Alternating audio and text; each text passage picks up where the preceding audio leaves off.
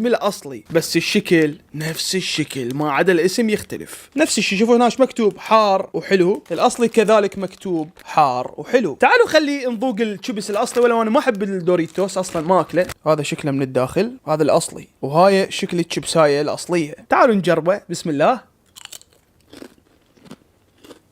طيب، بس انا اصلا ما احبه، طعمه حار وحلو. تعالوا خلينا نجرب الفيك، بسم الله.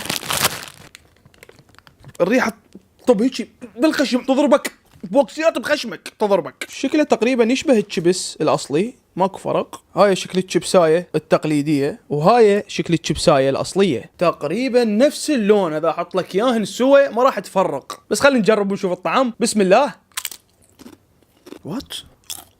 وات ثواني تحققت الشغله هنا. أنا طعم الفلفل كلش بارز شباب، يعني هذا الشيبس من قرطته عبالك قاعد يقرط فلفلايه خضراء، هذا الفلفل الاخضر